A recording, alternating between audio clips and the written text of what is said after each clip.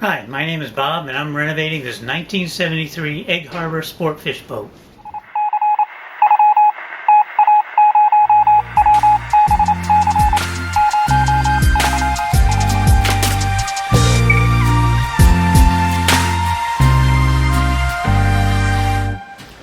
Well, hello everyone, welcome to Renovation Sportfish. If you're new to the channel or new to one of my videos, thanks for checking it out first off. And then, like I said in the beginning, I am renovating this 1973 Egg Harbor Sportfish boat. Been doing it for quite a while now. Got a lot of episodes out there you might want to check out if this is your first one, to see how we got to where we are now. But in this episode, we're going to be working on the cockpit here that I'm standing in. Now, the film footage I did in this video, I filmed it in September of 2019. It's now end of July 2020. Still working back here. So it's a long-term, very difficult project, and still going. I actually am fitting the hatches today, first fit, so I am making progress. I almost have a full deck to stand on here, but that's a whole nother story for future videos. So hopefully you'll like it, and you think about subscribing, and you give me a thumbs up if you do like it. So anyways, here we go. Let's start the video. Well, here we are at the boat. Today I'm going to fit a couple of supports for the side frames, so let me zoom into that area and kind of explain what's going on. Okay, well, the first thing we're going to look at is these little pieces here. Now they look a little bit like a some sort of energy bar or something, but they're actually pieces of mahogany fiberglass, and these are what's going to hold up the side frames. They've already been fiberglassed and sanded. I've already got everything kind of clamped in place. The side frame here, permanent aft framing, and right in the bottom here is where I have to support this side frame on the aft frame. Now if I go to the front of the boat, you can see I have a temporary type of support right here, and this will basically take the place of that.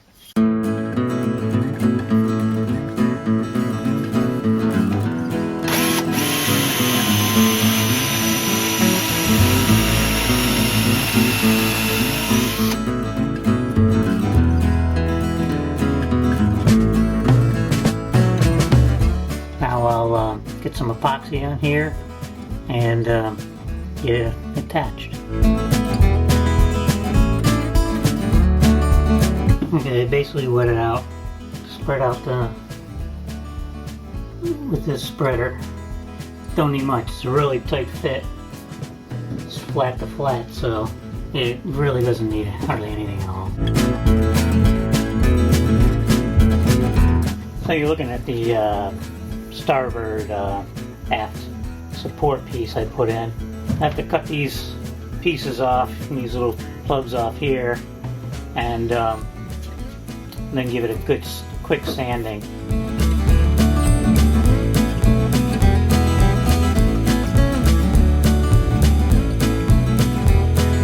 I've got these plugs on the ends here. I have to do as well. Totally forgot about that.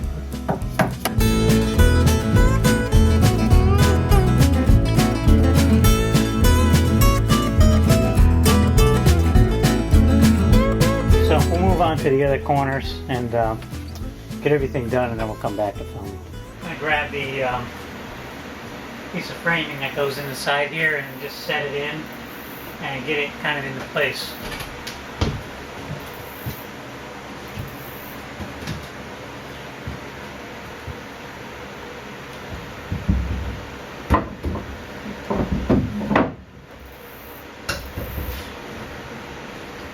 That's basically how it's going to fit. I just have to screw this down in place.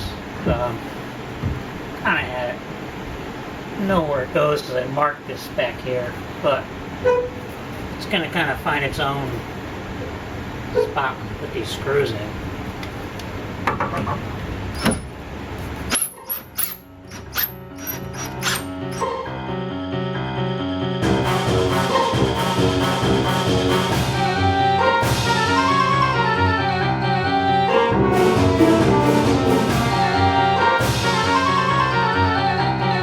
Okay, both sides are in, and This is the area here that needs to be in plane. I have to plane it down. It's actually pretty good on this side. It's actually in really good.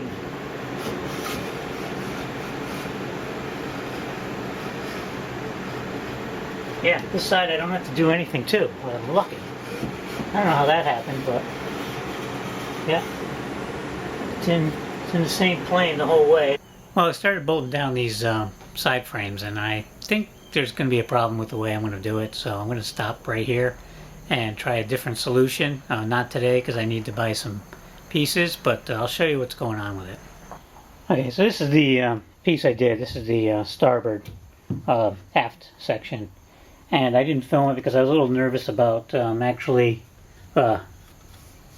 drilling these. I had to get them pretty accurately right in this piece right here, and I have to drill it from the other side, and yeah, it was a little stressful. I mean, it came out okay, but the problem with it is this connection is only as good as the tolerance on this hole, because without being tightened up I can pull up on it.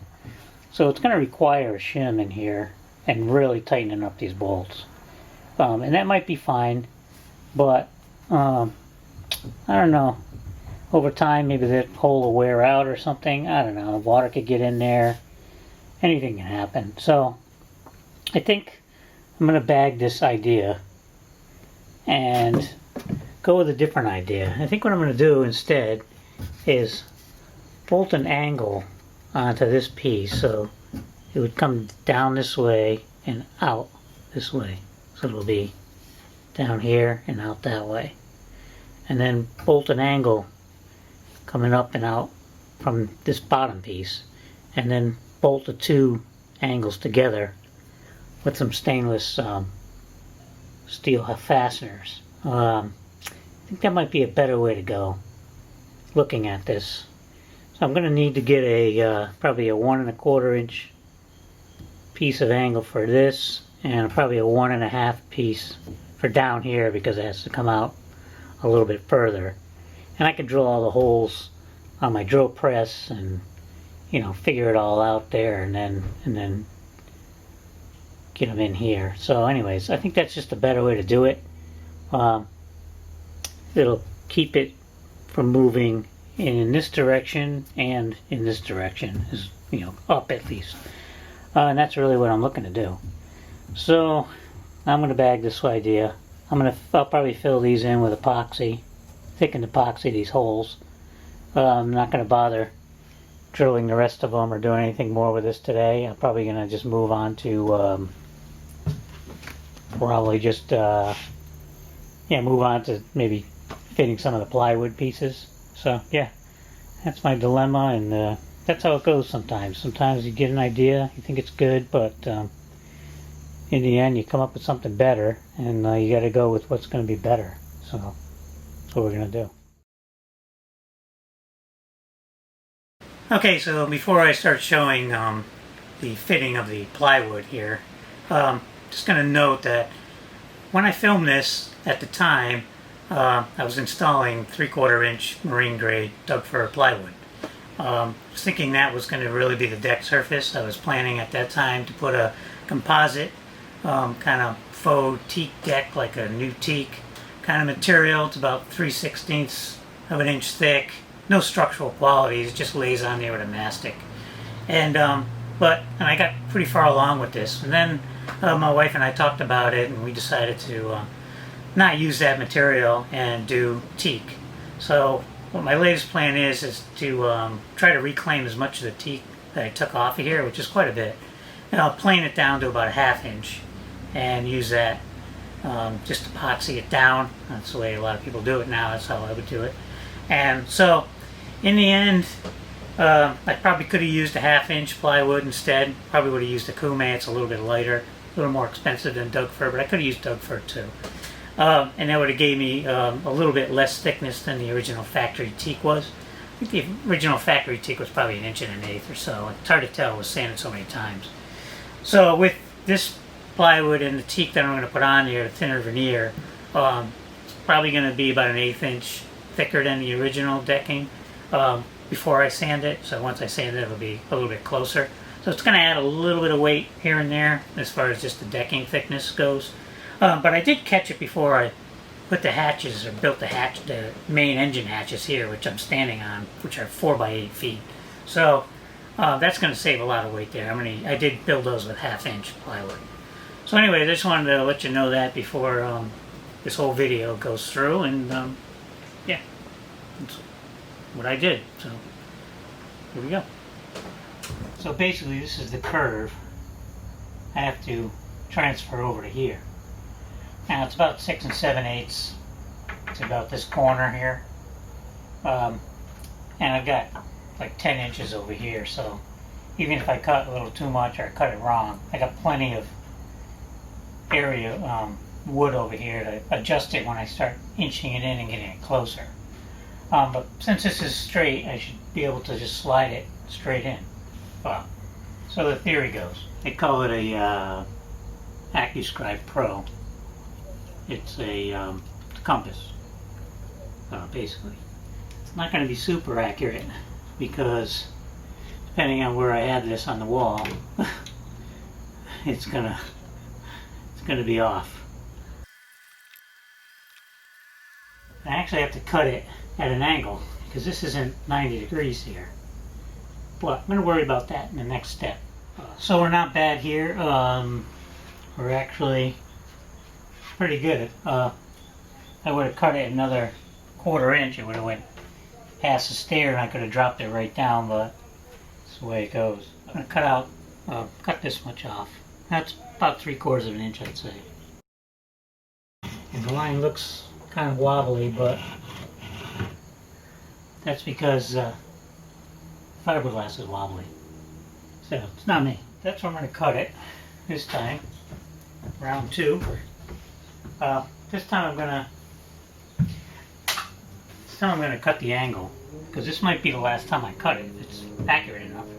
For the front of it, I'll just trace it underneath, cut it a little bit long, and then just screw it in place and run my router along it to get it perfectly flush with the wood below it. But first things first, we got to cut this back here to get it to fit a little bit tighter. So I'm gonna go do that. Okay, well I think that's gonna do it for today. I'm beat. I got a pretty good fit back here. Might want to undercut it a little bit, but there's only about a 1/16 of an inch between the back and this, so that's good. You want some epoxy in there anyways. So there's the fit back there. It's pretty tight considering. Well, I think it's pretty good. And yeah, tomorrow's another day. Well, we got the inspector, #1 inspector, coming in to check out the work. She hasn't been here in a while, so just to refresh her memory. Every once in a while. She's a busy woman. Yep. But that's okay. Looks good. Yeah, so she's checking it out. Okay, so here we are on a Sunday morning. I'm trying to keep quiet for a little while before I start disturbing the piece. But yesterday we got the first piece in the aft on the starboard side kind of fitted. Came out pretty good. I still got to trim the front area of it off. But before I do that, I think I want to tackle these side pieces and get them fitting.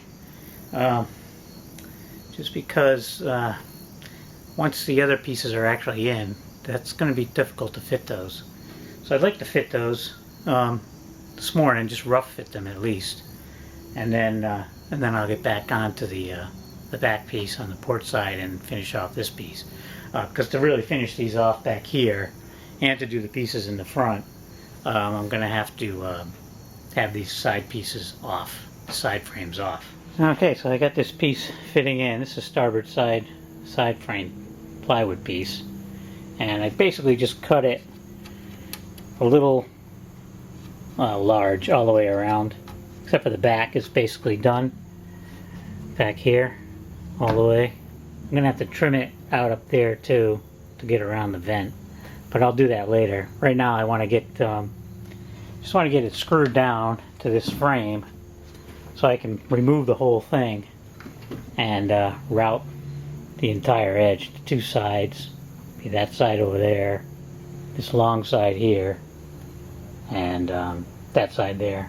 I don't know if I'm going to do it here. I did bring my router today, but it's kind of Sunday and I don't want to make too much noise, but maybe I'll just decide to do it. I don't have to bring it home. I can just leave it here. So anyways, the next step is to screw this down and remove it. I'm just going to screw this down in a couple places. I'm not going to screw it everywhere. Probably just need like 4 screws in it.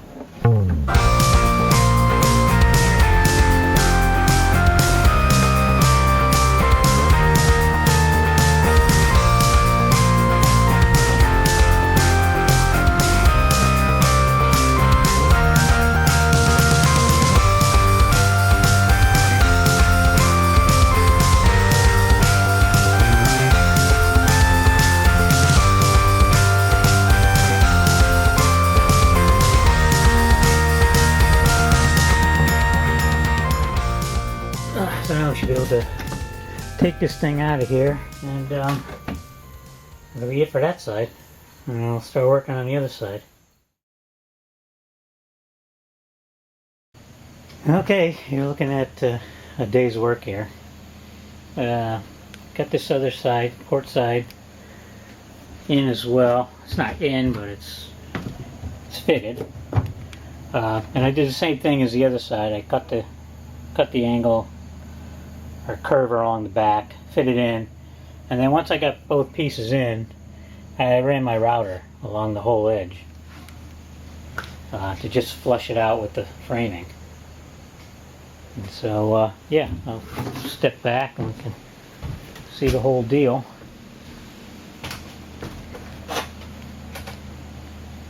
So there's the whole deal so far. I did get this side of the side framing basically completed to as much as I can do. Now next thing is going to be to work out on this side and get this one fitting like I did the other side. I'll have to do that tomorrow. I'm beat now. I might go home and cut this 6-inch strip that needs to go in here just on my table saw, just to have it done, and then I can get it over here tomorrow. And if I am really ambitious, it's going to be hot and humid tomorrow. I don't know how ambitious I'm going to be. But anyways, I'll try to work on this framing piece tomorrow. Got to put a video together tonight, episode 18, between tonight and tomorrow, so that takes up a little time. But anyways, here we go. Progress. Okay, it's a little breezy out here, but I got to cut this. This is one of the side pieces of plywood. I'm going to cut it. I got this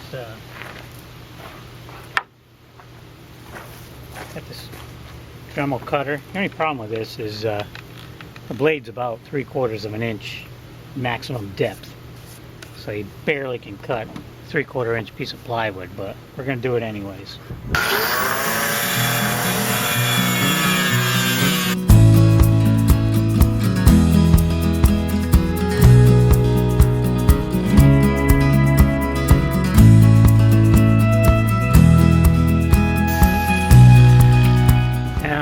I'm just going to clean it up with a little 60 grit.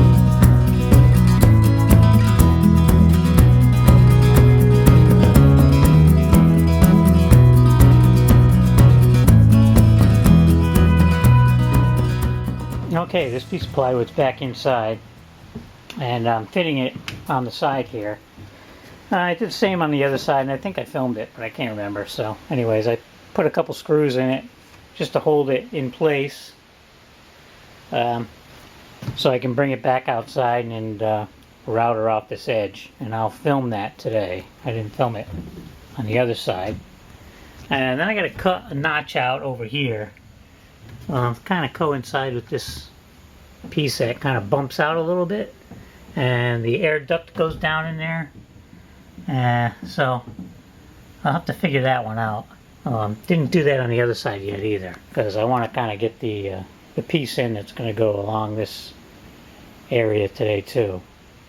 at least get started with it. But first things first, gonna router this thing. I'm gonna use this bit. I already did the other side, so I know it works.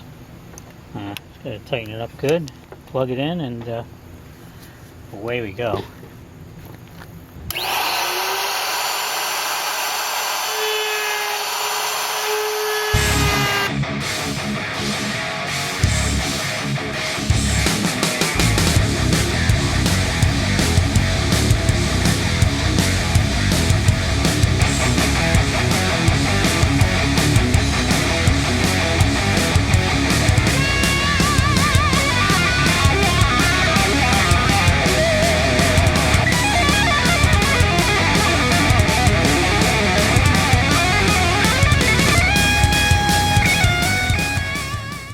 Yeah, that's it.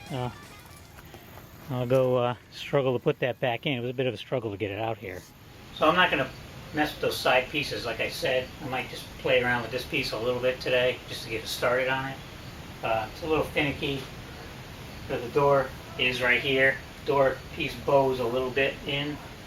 So there's a bit of a gap in here that I'm going to have to trim this rest of this to pull it in.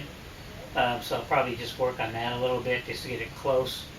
Then the next step would be to screw this down and actually route it. I'm going to be putting a piece on either end as well, just a small piece. But I can fit that one in later on. But the key is to get this one in first. This is a key piece to get in this year, because once this is in, then I can start working on this door opening and do some the framing and the sill and any of the little pieces that go on here, some trim. I can work on all that stuff. So this is probably the most critical piece to get in, more critical than the back part.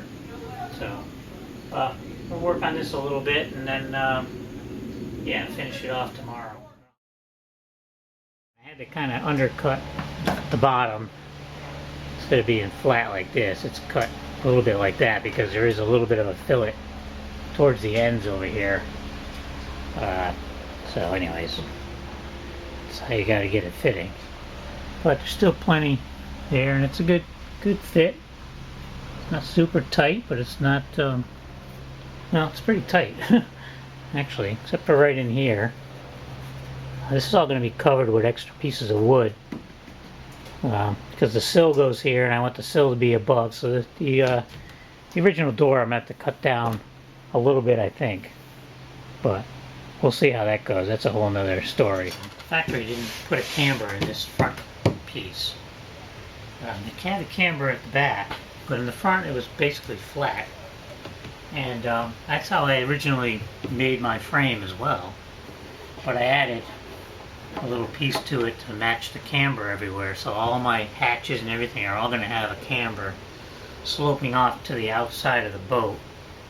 So all the water will go out that way and then run down to the back, to the scupper in the back corners.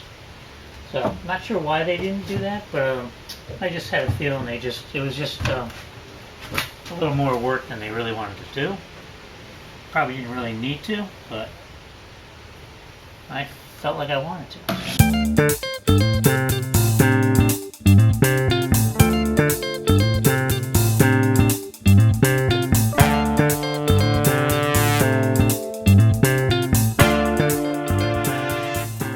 Okay, you get the gist.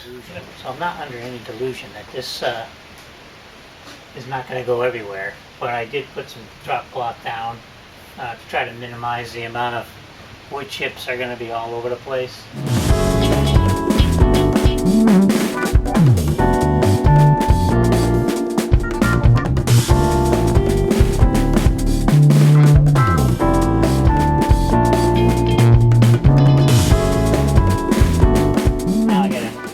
Clean up the mess a little bit. Still gotta do the end pieces. I'll probably sand this down a little and sand this front edge so I don't crack it off, because this will split pretty easy, this stuff. I have to be really careful walking on it or around it.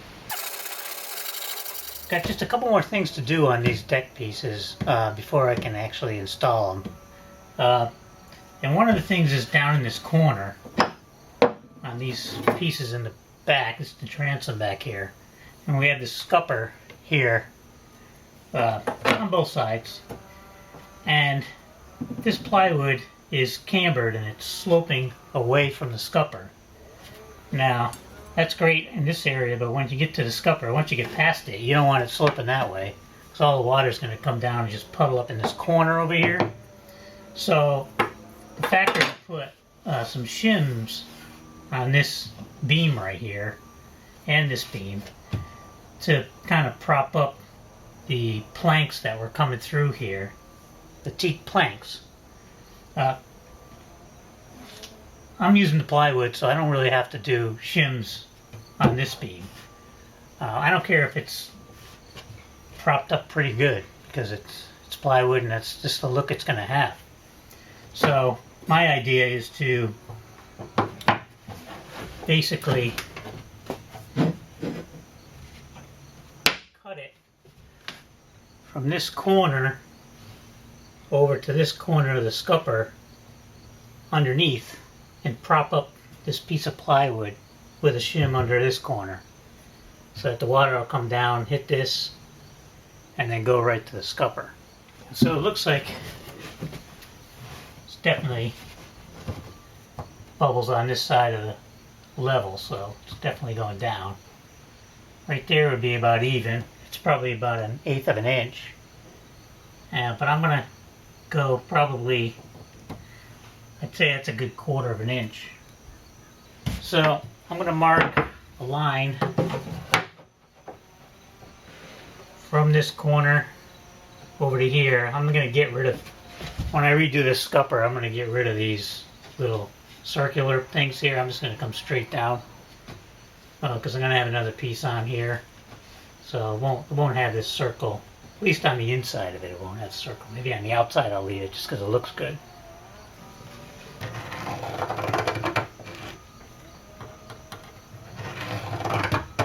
This point here can't be lower than that either, or the water's going to collect there.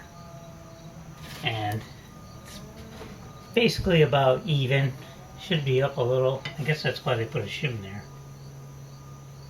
I could probably shim that up just slightly. Like that. That would take about an 1/8 inch shim. So I decided that it's probably better to put these screws in first. That way when I flip it over, I'll know I'm not running into a screw hole or something. But that's what I'm going to do.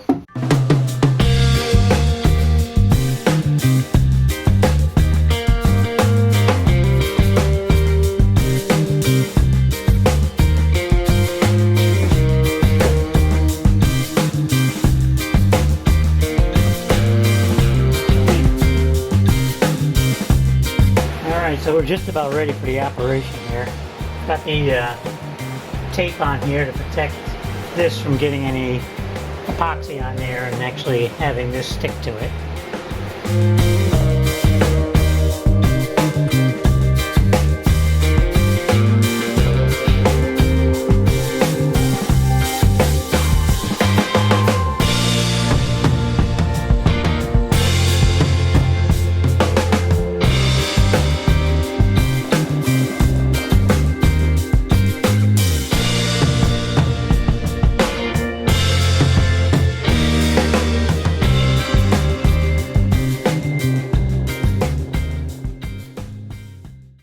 This is where I kind of made it bent to drain into the scupper.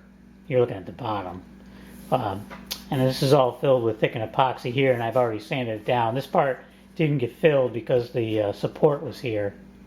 When I put it in, I didn't want it to stick to the support, so I wasn't able to fill it.